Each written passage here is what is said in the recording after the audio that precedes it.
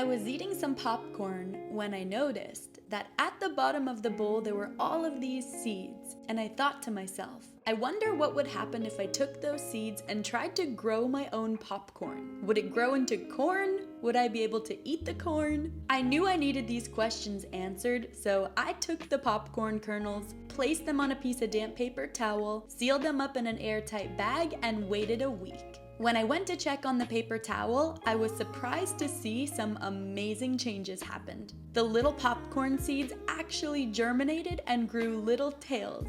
I couldn't believe that you could actually grow popcorn. And I was so excited that it was finally time to plant them in soil to see what would grow from there. I got my soil ready and gave Raffi a little sniff of the popcorn, made some holes in the soil, and placed the little popcorn tails right inside. I made sure to place it in a sunny spot and water it regularly, and soon the plant began to grow into this.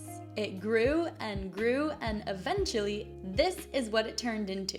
I needed to be so patient, and it was hard because I just wanted to see what would grow from this plant already. But after about 10 weeks, the plant looked like this, and after about 15 weeks, like this. It did start to look pretty dead after a while, but the stalks looked a bit thick and full. So I figured, let's cut off these little stems to see if there were any kernels inside that we could pop into popcorn. I cut off the stalks one by one, and then I started to peel the layers off of the thicker parts to see what we would reveal. I saw this little piece of corn, and there were two darker pieces on the corn, and for a moment I thought I grew huitlacoche, which is an edible corn fungus that is quite literally a delicacy in South America. Some farmers literally grow corn just to grow huitlacoche, and then they make amazing tacos out of it. But then I realized that this probably wasn't huitlacoche, but rather darker kernels that grew from the popcorn kernels that you then dry out to pop popcorn with.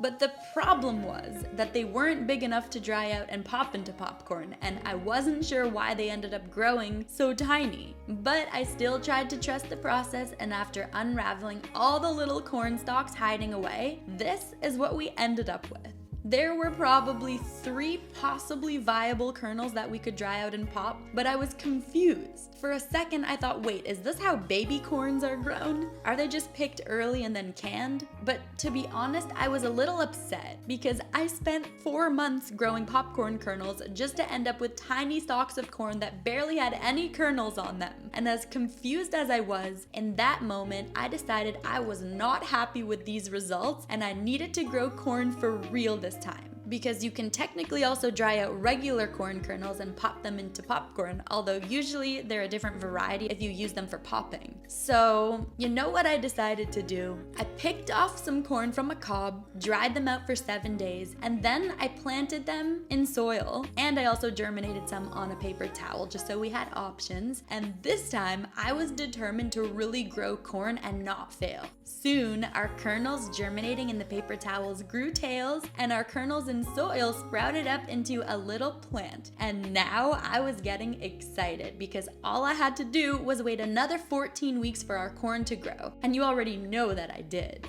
I planted the corn into a bigger bed of soil, and once it grew and looked a little something like this, it was time for its final home. I also moved during this time, so obviously I had to take my corn with me, and that's why I repotted it so many times. But its final home was now in my new garden box that I built by hand, and I knew that this was the perfect home to grow actual corn in. As soon as it was in its final home, it started to grow tremendously, and very quickly too. After just 10 weeks, I noticed what looked to be little pieces of corn growing at the bottom of the stalk, and I started to get so excited. I knew that it must be working because the days started to pass and the corn started to grow greener and taller, and soon I started to see the corn turning into a near-well hairstylist because it started to grow hair, and I knew that that was actually just the female part of the plant. And you know what? The number of hairs that the corn has is actually equal to the number of kernels that will grow on the corn. Each piece of silk is like a tube that goes down to one kernel inside the ear. And in order for the corn to actually grow, the tassel at the top of the corn plant, which is actually the male part of the plant, has to be shaken many times a week so that the pollen from the male tassels gets transferred onto the female silks or hairs, and that's how the corn grows successfully. They basically have corn children together with the help of the tassels and the silks, and the pollinating is usually done naturally with the wind or with the help of insects like bees and butterflies transferring the pollen from the male part to the female part. But this idea around pollination also made me realize why my popcorn plant didn't grow very well, because likely it wasn't pollinated enough. I never shook the plant like I did with this one, and you already know I did not make that same mistake with this corn plant.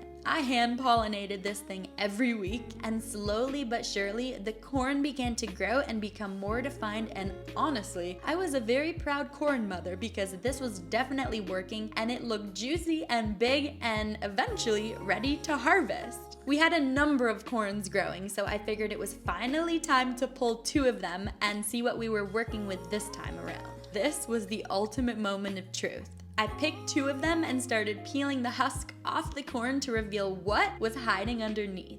One of them looked pretty warped, probably because I had a twist tie around the stalk to keep it upright, so I guess the corn grew around it. And the other one looked amazing, like a sweet, delicious, colorful corn. For a moment again, I thought it kind of looked like wheat lacoche, the edible corn fungus growing, but I wasn't really sure what was going on. Either way, I was really proud that our corn finally grew so successfully. I decided I needed to taste it raw because some types of corn, like sweet corn, are so good when picked fresh from the garden and eaten right away. You don't even have to boil it, and the sugars start converting into starch very quickly after harvest, so homegrown sweet corn tastes incredibly sweet and tender when it's raw. I was very excited, probably one of the top 10 moments of my gardening experiences combined. And after I picked those ones, I waited a few more weeks and realized the summer was coming to a close and there were a lot more cornies growing on the plant. So I decided to pick them all off to see what we were working with, what we grew, and I also did a little garden harvest with the other stuff that I grew myself. It was very exciting. But I took the corns and started unraveling all of the husks to reveal our final corn harvest of the summer.